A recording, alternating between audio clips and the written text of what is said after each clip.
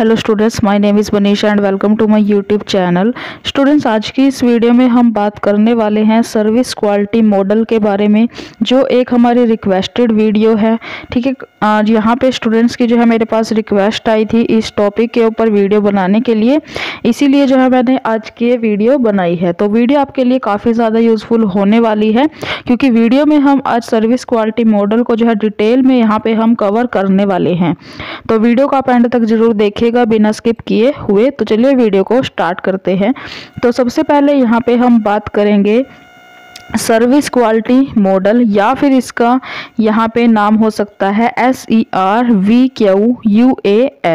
ठीक है, तो इस नाम से भी आपके पास ये एग्ज़ाम में आ सकता है, तो आपको यहाँ पे कंफ्यूज नहीं होना है और ये नाम आपको जो है इसके याद रखने हैं। ठीक है, तो हिंदी में यहाँ पे आप देख सकते हो इसको क्या बोला जाता है। ठीक है, तो यहाँ पे सर्विस जो क्वालिटी मॉडल है वो क्या होता है बेसिकली, तो नाम से ही आपको क्लियर हो रहा होगा कि सर्विस क्वालिटी मतलब कि जो सर्विसेज यहाँ पे दी जाती हैं कस्टमर को, उनकी क्वालिटी कैसी है, ठीक है, उसको मेज़र करने के लिए जो ये मॉडल है इसको यहाँ पे डेवलप किया गया था। तो सिंपल यहाँ पे फर्स्ट पॉइंट में आपको यही बताया गया है कि जो आपका सर्विस क्वालिटी मॉडल है वो एक ऐसा मॉडल है जिसका यूज़ जो है वो ज़्यादातर सेवा की गुणवत्ता को मापने के लिए किया जाता है। जो मैंने अभी बताया था कि सर्विस की क्वालिटी को मेजर करने के लिए, मापने के लिए जो है इस मॉडल का यहाँ पे यूज़ किया जाता है। और अब बात करते हैं कि ये जो मॉडल है इसको डेवलप किसने किया था। तो यहाँ पे इसको जो डेवलप किया था वो 3 यहाँ पे राइटर्स हैं जिन्होंने इसको डेवलप किया था। ठीक है, तो इनके यहाँ पे आप देख सकते हो परशुरामन, जिथमल और बेरी। ठीक है, तो हिंदी में ये नाम है, लेकिन मैं आपको यहाँ पे इंग्लिश में भी इनके पूरे नाम यहाँ पे मैं आपको दिखाना चाहूँगी कि इनको यहाँ पे क्या इनके पूरे नाम है। तो यहाँ पे आप देख सकते हो यहाँ पे पूरे नाम इनके दिए गए हैं, परशुरामन और यहाँ पे जेठमल और यहाँ पे बेरी। ठीक है, तो यहाँ पे आप देख सकते हो ये इनके तीनों के पूरे नाम है, तो इनको भी यहाँ पे आप नोट डाउन कर सकते हो। तो इन तीनों ने यहाँ पे ये जो रिसर्चर हुए हैं इन तीनों ने यहाँ पे जो है इसको जो आपका सर्विस क्वालिटी मॉडल है इसको इन्होंने ही यहाँ पे डेवलप किया है। और डेवलप कब किया है यहाँ पे 1985 कब किया है, 1985 से लेके 1988। ठीक है, 1985 से 1988 के बीच में जो है इन तीनों ने जो है यहाँ पे इस मॉडल को, सर्विस क्वालिटी मॉडल को यहाँ पे इन्होंने डेवलप किया है, बनाया है। थर्ड पॉइंट क्या है उसके बाद इसमें कि ये जो मॉडल है ये बिजनेसेस होते हैं जो भी, ठीक है, जो भी बिजनेस होते हैं उनको उनकी सेवाओं की गुणवत्ता को मापने और नियंत्रित करने में मदद करता है। मतलब कि जो आपका सर्विस क्वालिटी मॉडल है वो बिजनेसेस की, जितने भी यहाँ पे व्यवसाय होते हैं, बिजनेस होते हैं, उनकी जो है हेल्प करता है किस चीज़ में, कि जो भी वो यहाँ पे सर्विसेज प्रोवाइड कर रहे हैं अपने कस्टमर्स को, उनकी क्वालिटी कैसी है, तो उसको मेज़र करने में और उसको कंट्रोल करने में यहाँ पे ये हेल्प करता है ऑर्गेनाइजेशंस की, बिजनेस की। उसके बाद यहाँ पे फोर्थ पॉइंट क्या है कि जो आपका सर्विस क्वालिटी मॉडल है उसका जो यूज़ है वो एक यहाँ पे डिफरेंस को मेज़र करने के लिए किया जाता है। डिफरेंस को मेज़र करने के लिए जो सर्विस क्वालिटी मॉडल है उसको बनाया गया है।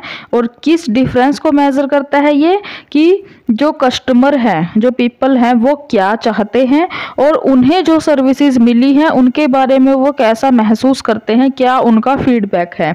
तो इन दोनों के बीच में जो डिफरेंस होगा उसी डिफरेंस को मेज़र करने के लिए यहाँ पे सर्विस क्वालिटी मॉडल को जो है यहाँ पे बनाया गया है।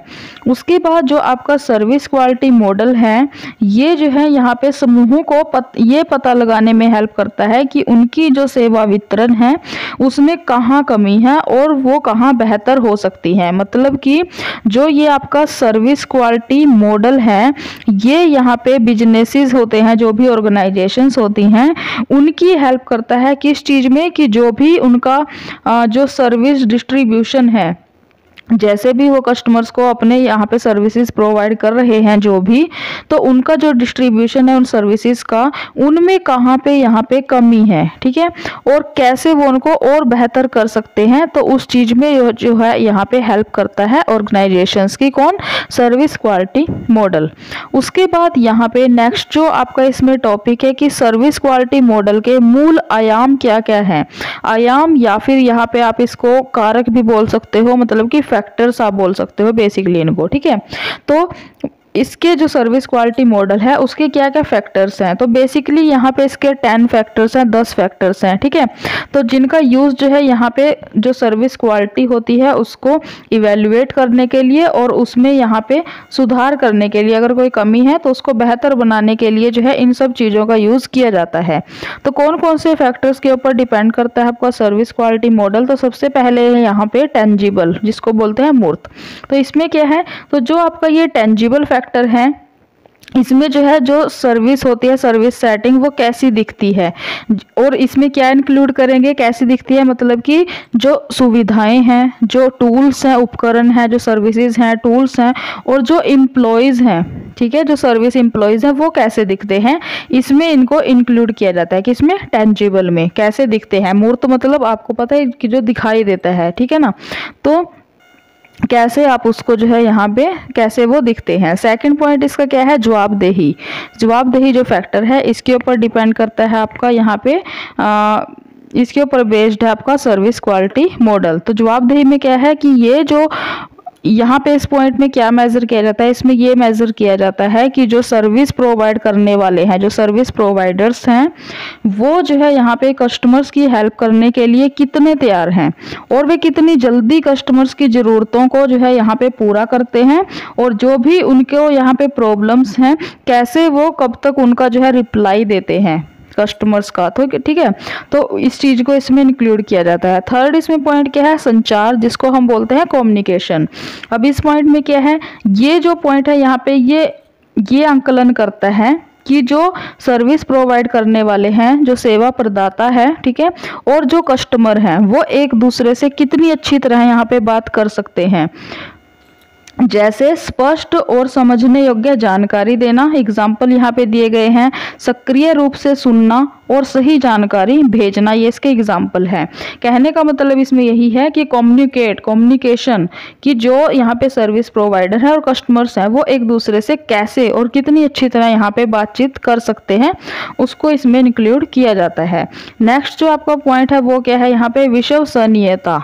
अब इसमें क्या है कि जो भी यहाँ पे वादा की गई सर्विस है उसको सही और विश्वसनीय रूप से देने पर ध्यान केंद्रित करता है, और क्या सुनिश्चित करता है कि प्रदर्शन जो है वो सही है और सेवाएं वादे के अनुसार जो है वितरित की जाती हैं। कहने का मतलब इस पॉइंट में क्या है कि जो भी यहाँ पे ऑर्गेनाइजेशन ने यहाँ पे वादा किया है, प्रॉमिस किया है कस्टमर्स को कि वो ये सर्विसेज जो है उनको प्रोवाइड करेंगे, तो क्या उन्होंने वो सर्विसेज यहाँ पे प्रोवाइड की हैं और सही से प्रोवाइड की हैं या फिर नहीं, ठीक है। तो इसमें जो है इस चीज़ को यहाँ पे इंक्लूड किया जाता है, ये यहाँ पे सुनिश्चित किया जाता है कि जो कस्टमर्स हैं उनको वही यहाँ पे सर्विसेज दी जाएँ, वही सर्विसेज दी जाएँ जो यहाँ पे कंपनी ने वादा किया था कस्टमर से, ठीक है। तो ये यहाँ पे इस पॉइंट में है। उसके बाद यहाँ पे फिफ्थ पॉइंट क्या है, सुरक्षा, सेफ्टी। अब इसमें क्या है कि जो यहाँ पे व्यक्तिगत जानकारी है उसकी सुरक्षा, जो फाइनेंशियल सेफ्टी है, वित्तीय सुरक्षा और शारीरिक सुरक्षा सहित यहाँ पे सेवा अनुभव के दौरान ग्राहक कितना सुरक्षित और संरक्षित महसूस करते हैं। मतलब कि जो सुरक्षा का ये सेफ्टी का पॉइंट है, इसमें क्या है कि जो कस्टमर्स हैं उनकी जो भी यहाँ पे इंफॉर्मेशन है, पर्सनल जो इंफॉर्मेशन है उनकी, वो यहाँ पे, ठीक है, उसकी सुरक्षा, और जो फाइनेंशियल उनकी सेफ्टी है वो, और जो शारीरिक सुरक्षा है वो, ठीक है। तो ये तीनों जो है यहाँ पे जो कस्टमर्स हैं इनको लेके वो कितना यहाँ पे सुरक्षित महसूस करते हैं, इसके ऊपर यहाँ पे मतलब कि उनकी जो इन्फॉर्मेशन है कस्टमर्स की वो लीक ना हो, इसके ऊपर यहाँ पे फोकस किया जाता है। सिक्स्थ पॉइंट इसमें क्या है, साख। अब ये क्या होता है, तो इसका जो संबंध है वो किससे है कि जो सर्विस प्रोवाइडर है वो कितना भरोसेमंद है, कितना विश्वसनीय है, कितना ईमानदार है। मतलब कि जो सर्विस प्रोवाइड करता है वो, उसके ऊपर कस्टमर जो है वो कितना भरोसा कर सकता है, कितना विश्वास कर सकता है, और वो कितना ईमानदार है, ठीक है। इसको इसमें इंक्लूड किया जाता है। इसमें योग्यता, ज्ञान और नैतिक व्यवहार जैसी चीजें शामिल हैं, किसमें, भरोसेमंद, विश्वसनीय और ईमानदार में, ठीक है। उसके बाद नेक्स्ट जो इसमें पॉइंट है वो क्या है, यहाँ पे समझ।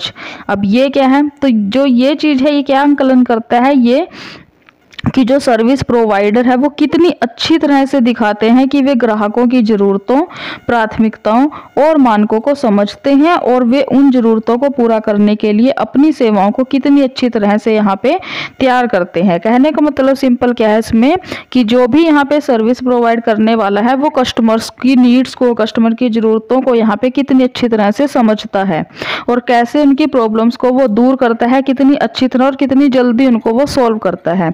तो इस चीज़ को इसमें यहाँ पे इंक्लूड किया जाता है। उसके बाद यहाँ पे 8th पॉइंट क्या है, 8th फैक्टर क्या है यहाँ पे, क्षमता। अब इसमें क्या है, तो इसमें यहाँ पे उस ज्ञान, कौशल और क्षमताओं को यहाँ पे लिया जाता है जो सर्विस प्रोवाइडर्स को अपना काम करने और सर्विसेज को यहाँ पे सक्सेसफुली यहाँ पे डिस्ट्रीब्यूट करने के लिए ज़रूरी है। मतलब कि इस पॉइंट में क्या है कि इसमें उन चीज़ों को इंक्लूड किया जाता है जो यहाँ पे सर्विस प्रोवाइडर्स को अपना काम आसानी से करने में और जो सर्विसेज वो प्रोवाइड करते हैं कस्टमर्स को, वो ईजिली उनको डिस्ट्रीब्यूट करने के लिए ज़रूरी है। फॉर एग्जाम्पल ज्ञान हो गया, कौशल हो गया और यहाँ पे क्षमता हो। ठीक है, उसके बाद 9th जो पॉइंट है वो क्या है यहाँ पे, शिष्टाचार। अब इसमें क्या है, ये जो फैक्टर है इसमें यहाँ पे जो सर्विस प्रोवाइडर है वो अपने ग्राहकों को जो शिष्टाचार, सम्मान और मित्रता दिखाते हैं उसे मापता है। मतलब कि जो यहाँ पे सर्विस प्रोवाइडर है वो अपने कस्टमर्स को यहाँ पे कितना सम्मान देता है, कितना उनसे वो यहाँ पे अच्छे तरीके से बात करता है, उसको यहाँ पे मेजर किया जाता है, जो कि क्या होता है, एक अच्छा और यहाँ पे योग्य सेवा अनुभव बनाता है। तो ये सिंपल इसमें यही है कि कस्टमर्स को वो कैसे बातचीत करता है, कितनी अच्छी तरह से उनसे बातचीत करता है। 10th पॉइंट इसमें क्या है, पहुँच। अब इसमें क्या है, तो ये जो फैक्टर है इसमें यहाँ पे जो सुविधा है, उपलब्धता और सेवा प्राप्त करने में जो भी बाधाएं आ रही हैं और जो भी समस्याएं हैं, ठीक है, उन चीज़ों को ध्यान में रखते हुए ये मेजर करता है कि कस्टमर्स के लिए जो सर्विसेज हैं वो रिसीव करना कितना इजी है। मतलब कि जो भी कस्टमर्स हैं उनके लिए जो भी वो यहाँ पे सर्विस प्रोवाइडर कर रहा है, जो सर्विस प्रोवाइडर है वो यहाँ पे कस्टमर तक जो है यहाँ पे कैसे पहुँच रही है, कितनी आसानी से पहुँच रही है और क्या क्या उसमें कमियाँ आ रही हैं। अगर कोई कमी है तो उन कमियों को कैसे वो दूर कर सकता है। तो ये सब चीज़ें यहाँ पे इंक्लूड की जाती हैं जो आपका 10th यहाँ पे फैक्टर है, पहुँच। उसके बाद यहाँ पे अगला जो टॉपिक है वो क्या है, यहाँ पे सर्विस क्वालिटी मॉडल में 5 कमियां भी हैं अब इसमें। ठीक है ना, तो ये तो जरूरी नहीं कि सब चीज़ में यहाँ पे अच्छा ही होगा। ठीक है, कुछ ना कुछ यहाँ पे नुकसान भी होंगे। तो यहाँ पे कमियां क्या हैं इसमें सर्विस क्वालिटी मॉडल में, तो सबसे पहली कमी क्या है यहाँ पे, ज्ञान का अंतर। मतलब कि ये जो अंतर है, ये जो डिफरेंस है वो कब होता है, जब कोई ऑर्गेनाइजेशन यहाँ पे नहीं जानता कि जो उसके कस्टमर्स हैं वो क्या चाहते हैं। तो अगर यहाँ पे ऑर्गेनाइजेशन को पता ही नहीं है कि उसके कस्टमर्स क्या चाहते हैं, तो वो उनको सही तरीके से कैसे वो उन तक वो चीज़ें पहुँचाएगा जब उसको पता ही नहीं है। ठीक है, तो उसके बाद सेकंड इसमें क्या है, मानकों का अंतर। मतलब कि स्टैंडर्ड्स जो है उनका डिफरेंस। तो अब ये क्या है, तो जो ऑर्गेनाइजेशन है उसको क्या होता है, उसको पहले से ही इस बात का अंदाजा होता है कि जो कस्टमर है वो उनके द्वारा दी जाने वाली सर्विसेज से जो है क्या चाहता है। तो अगर यहाँ पे ये विचार शुरू से ही गलत है और ग्राहक जो चाहते हैं उससे मेल नहीं खाता, तो क्या बड़ी संभावना बनती है कि जो ऑर्गेनाइजेशन है वो इसको गलत तरीके से यहाँ पे गुणवत्ता नीति और नियमों में डाल देगा। तो कहने का मतलब क्या है कि जो यहाँ पे संगठन होता है, जो ऑर्गेनाइजेशन होती है, उनको यहाँ पे पहले से ही पता होता है कि कस्टमर जो है यहाँ पे क्या चाहता है। लेकिन अगर फिर भी वो यहाँ पे जो उसने सोचा है, जो उसका स्टैंडर्ड है, जो वो सोच के बैठा है ऑर्गेनाइजेशन की कस्टमर जो है ये चाहता है, तो अगर यहाँ पे वो गलत यहाँ पे सोच के बैठा है और कस्टमर की जो रिक्वायरमेंट है, जो नीड्स हैं वो उससे डिफरेंट है, तो ऐसी सिचुएशन में क्या होगा कि जो ऑर्गेनाइजेशन है वो तो जो यहाँ पे एज्यूम करके बैठी है उसके अकॉर्डिंग यहाँ पे सर्विसेज देगी कस्टमर्स को, लेकिन कस्टमर्स को तो कुछ और चाहिए, उनकी रिक्वायरमेंट कुछ और है। तो ऐसी कंडीशन में जो है यहाँ पे दोनों में जो है डिफरेंस आ जाता है। ठीक है ना, तो जिससे यहाँ पे चीज़ें जो है वो गलत हो जाती हैं। उसके बाद थर्ड क्या है यहाँ पे, संचार अंतराल मतलब कि जो कम्युनिकेशन गैप है, कम्युनिकेशन डिफरेंस है, तो इसमें क्या है कि कोई भी ऑर्गेनाइजेशन द्वारा जो बाहरी दुनिया है उसको दिए जाने वाले मार्केटिंग संदेश वो कभी कभी ग्राहकों को यहाँ पे गलत अपेक्षाओं की ओर ले जा सकते हैं। ऐसा भी होता है कि जो ऑर्गेनाइजेशन है वो उन चीज़ों के बारे में यहाँ पे बात करता है और पेश करता है जो वास्तव में वो कर सकते हैं और उसके अनुरूप नहीं है। कहने का मतलब क्या है कि कई बार क्या होता है कि जो ऑर्गेनाइजेशंस होती हैं वो जो मार्केटिंग करती है यहाँ पे अपने प्रोडक्ट्स की, वो यहाँ पे वो जो कस्टमर की रिक्वायरमेंट है उसके अकॉर्डिंग वो नहीं कर पाती। मतलब कि कस्टमर को जो चाहिए वो ऐसी मार्केटिंग यहाँ पे प्रोडक्ट की नहीं कर पाती और गलत कर देती है। तो अगर ऐसा होता है तब भी यहाँ पे जो है गैप आएगा, जो कस्टमर को चाहिए वो उसको नहीं मिलेगा। उसके बाद यहाँ पे फोर्थ जो यहाँ पे कमी है वो क्या है, यहाँ पे डिलीवरी गैप। ठीक है, फोर्थ क्या है यहाँ पे डिलीवरी गैप। अब इसमें क्या है, तो ये जो डिफरेंस है वो तब हो सकता है जब कोई बिजनेस जो है वो ऐसी सर्विस यहाँ पे प्रोवाइड करता है जो कस्टमर की रिक्वायरमेंट, जो कस्टमर यहाँ पे मांग रहा है उससे जो है बिल्कुल ही डिफरेंट हो। ठीक है, तो ये यहाँ पे इस पॉइंट में है। उसके बाद फॉर एग्जाम्पल यहाँ पे एग्जाम्पल भी दिया गया है कि जो एम्प्लॉयज़ हैं वो किस प्रकार के यहाँ पे रूल्स को फॉलो करते हैं।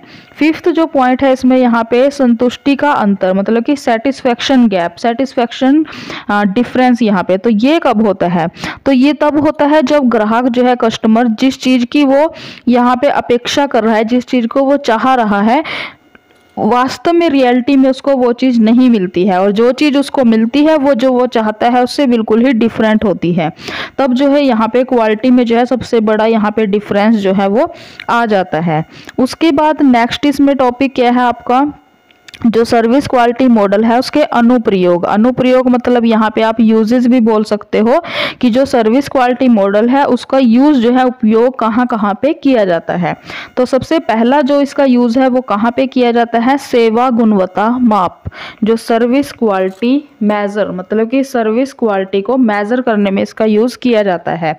तो यहाँ पे पॉइंट में आपको क्या बोला गया है कि जो सर्विस क्वालिटी मॉडल है उसका यूज यहाँ पे ग्राहक सेवा गुणवत्ता का आंकलन करने के लिए किया जाता है। मतलब कि कस्टमर सर्विसेज की क्वालिटी, जो भी कस्टमर को सर्विसेज मिल रही हैं उनकी क्वालिटी को यहाँ पे मेजर किया जाता है, उसको यहाँ पे चेक किया जाता है। उसके लिए इसका यूज़ किया जाता है किसका, सर्विस क्वालिटी मॉडल का। ये जो है यहाँ पे ग्राहकों की अपेक्षाओं और जो उनको मिल रहा है, मतलब कि जो ग्राहक एक्सपेक्ट कर रहे हैं, जो चाह रहे हैं और जो उनको रियलिटी में यहाँ पे मिला है, तो उन दोनों के बीच में क्या डिफरेंस है उसको यहाँ पे फाइंड आउट करता है। उसके बाद यहाँ पे सेकंड पॉइंट क्या है कि ग्राहक संतुष्टि मूल्यांकन, कस्टमर सेटिस्फेक्शन इवैल्यूएशन। अब इसमें क्या है कि जो आपका ये सर्विस क्वालिटी मॉडल है इसका जो यूज़ है वो कस्टमर सेटिस्फेक्शन उसको इवैल्यूएशन करने के लिए भी किया जाता है कि कस्टमर्स जो है वो उनका सेटिस्फेक्शन लेवल कितना है, वो कितने खुश हैं, कितना वो यहाँ पे सेटिस्फाई हैं जो भी उनको सर्विसेज मिली हैं। तो कस्टमर सेटिस्फेक्शन को समझने से, जब हम समझेंगे तो उससे क्या होगा कि जो ग्राहक होंगे, कस्टमर्स होंगे, उनको बनाए रखना, लंबे टाइम तक अपने साथ उनको बनाए रखना, उसमें जो है हेल्प मिलेगी।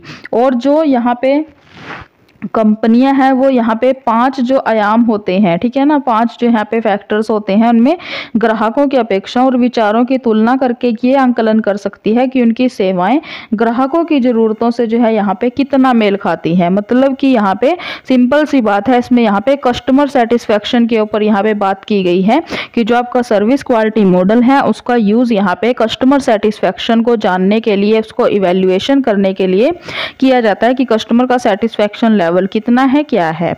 थर्ड इसमें पॉइंट क्या है, प्रतिस्पर्धी बेंचमार्किंग। अब इसमें क्या है, तो जो आपका सर्विस क्वालिटी मॉडल है वो एक ही उद्योग की कंपनियों में सर्विस की क्वालिटी का आंकलन कर सकता है।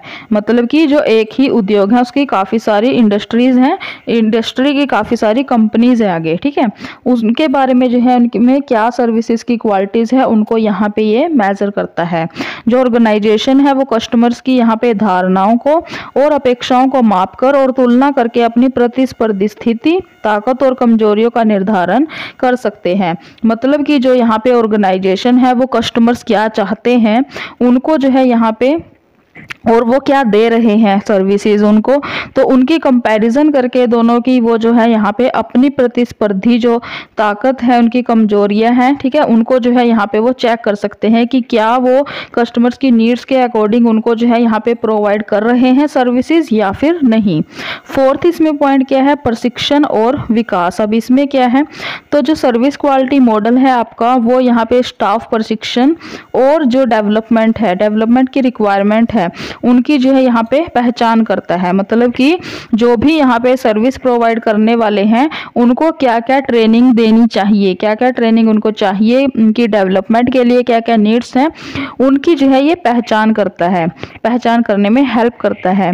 संगठन जो है ऑर्गेनाइजेशन उन यहाँ पे फैक्टर्स को स्टडी करता है जो यहाँ पे ट्रेनिंग की रिक्वायरमेंट को जो है यहाँ पे देखेगी, पूरा करेगी। तो उसके बाद यहाँ पे ये आपका फोर्थ पॉइंट हो गया। नेक्स्ट आपका इसमें फिफ्थ पॉइंट क्या है, सेवा में सुधार और नवाचार। तो इस पॉइंट में क्या है कि जो सर्विस क्वालिटी मॉडल है आपका, वो जो भी सर्विसेज ऑर्गेनाइजेशन यहाँ पे प्रोवाइड कर रही है कस्टमर्स को, उनमें वो यहाँ पे क्या क्या सुधार की ज़रूरत है, क्या क्या उनमें नवाचार, उनमें क्या क्या नई चीज़ों को ऐड करने की ज़रूरत है, उसके ऊपर जो है यहाँ पे ध्यान केंद्रित किया जाता है। उसको जो है यहाँ पे चेक किया जाता है कि क्या क्या यहाँ पे रिक्वायरमेंट है, सुधार करने की ज़रूरत है, ठीक है। उसके बाद नेक्स्ट जो पॉइंट है सर्विस रिकवरी। अब इसमें क्या है कि जो आपका सर्विस क्वालिटी मॉडल है वो यहाँ पे अगर यहाँ पे कस्टमर की नीड्स के अकॉर्डिंग वो कोई भी यहाँ पे सर्विस उनको प्रोवाइड नहीं कर पाती है ऑर्गेनाइजेशन, तो उनमें वो यहाँ पे कैसे जो भी रिकवरी कर सकती है। तो यहाँ पे क्या है कि जो ऑर्गेनाइजेशन है वो सेवा बंद होने से पहले और सेवा बंद होने के बाद ग्राहकों की धारणाओं की तुलना करके पुनः प्राप्ति प्रयासों का आंकलन कर सकते हैं। मतलब कि जो वो सर्विसेज प्रोवाइड कर रहे हैं वो सही नहीं है, ग्राहक उसको नहीं मांग रहे हैं, तो वो कैसे उन सर्विसेज को बंद करके नई जो सर्विसेज है उनको जो है वो यहाँ पे दे सकते हैं। उसके बाद यहाँ पे लास्ट जो टॉपिक है आपका वो है सर्विस क्वालिटी मॉडल के यहाँ पे बेनिफिट्स क्या क्या है। तो सबसे पहला बेनिफिट इसका यही है कि जो आपकी सर्विसेज होती हैं उनकी क्वालिटी को जो है ये मेजर करता है, सबसे पहला पॉइंट। सेकंड क्या है कि ये कस्टमर सेंटर्ड है, अप्रोच है, मतलब कि ग्राहक केंद्रित दृष्टिकोण है, क्योंकि इसका सारा फोकस किसके ऊपर होता है, कस्टमर के ऊपर होता है, ठीक है। थर्ड इसका बेनिफिट क्या है कि इसमें जो है डिफरेंसेस की जो गैप्स होते हैं उनको यहाँ पे आइडेंटिफाई उनको किया जाता है। फोर्थ पॉइंट क्या है कि बेंचमार्किंग के लिए जो है यहाँ पे ये तुलनात्मक विश्लेषण जो है वो प्रोवाइड करता है, कंपैरिजन हम कर सकते हैं।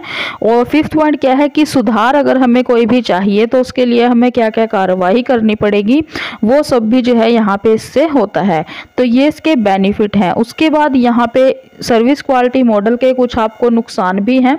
तो क्या क्या नुकसान है कि ग्राहक धारणाओं की व्यक्तिपरकता, पहला इसका नुकसान यहाँ पे ये है। सेकंड क्या है कि किसी वस्तुनिष्ठ माप को प्राप्त करने में यहाँ पे चुनौतियां भी होती हैं।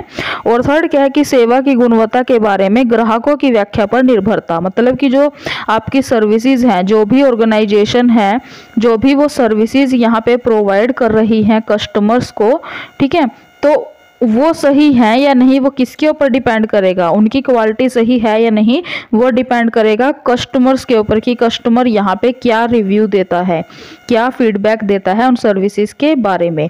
तो ये थी स्टूडेंट्स हमारी आज की वीडियो, जिसमें मैंने आपको सर्विस क्वालिटी मॉडल जो है वो आपको अच्छे से और डिटेल में यहाँ पे आपको एक्सप्लेन कर दिया है। तो आई होप कि आज की ये वीडियो आपके लिए यूज़फुल रही होगी और आपको जो ये मॉडल है ये आपको अच्छे से समझ आ गया होगा और आपको इसमें कोई भी डाउट नहीं होगा।